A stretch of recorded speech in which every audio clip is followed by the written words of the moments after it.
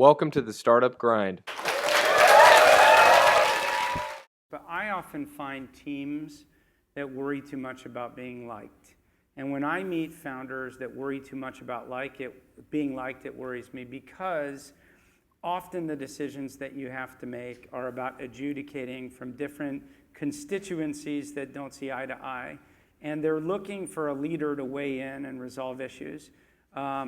For me personally, people who are too worried about the liking syndrome fudge decisions. How do you think about that issue of liked versus respected?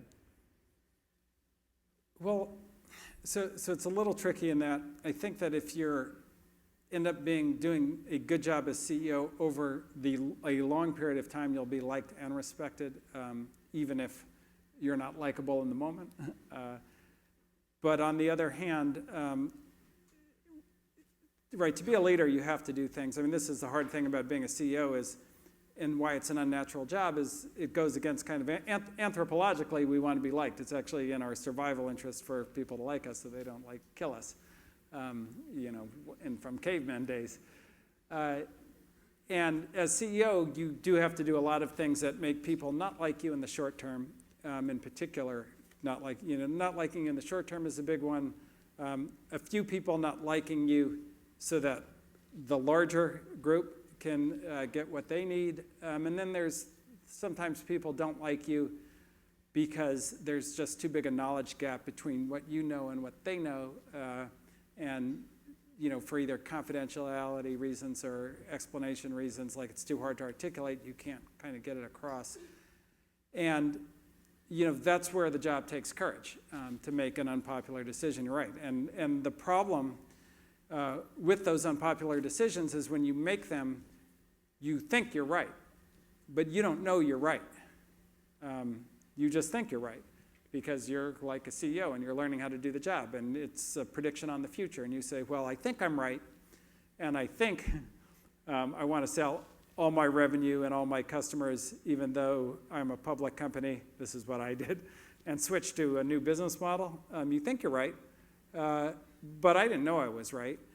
And then nobody wanted me to do that because it's insane on the face of it. And the stock lost 80% of its value and I was worth less than half the cash I was trading and all these kinds of things. So that if you go with the crowd, then nobody's going to think badly of you, even if you're wrong, because they all thought that too.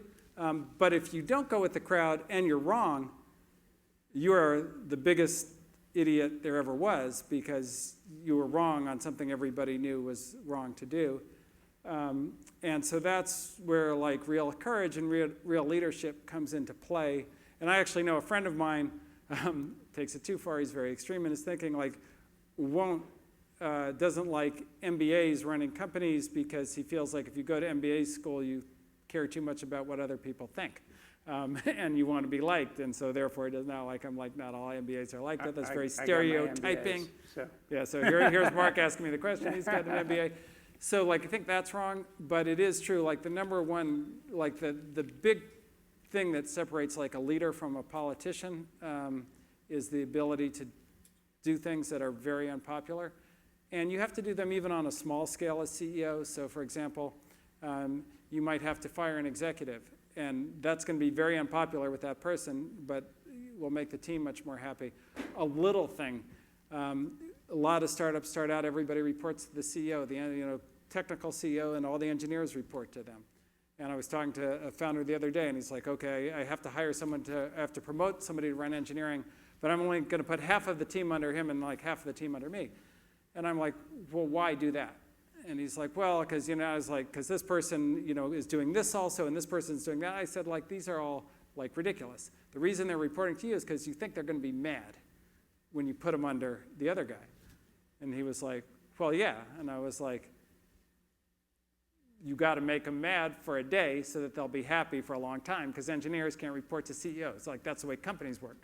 And when I put it to him, he's like, okay, got it. And he had it. But you have to have courage on the little things and then on the big things, or you're not going to be an effective leader. And but that doesn't mean that people will like you more.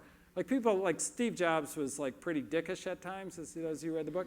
But people at Apple love him. And like, Jeff Bezos, the book just came out on Amazon, and they're like, oh, those mean question marks. But like, people like him. Like, people at Amazon love Jeff Bezos because they know that like over time, he's getting them in the right direction. And that's what you have to strive for.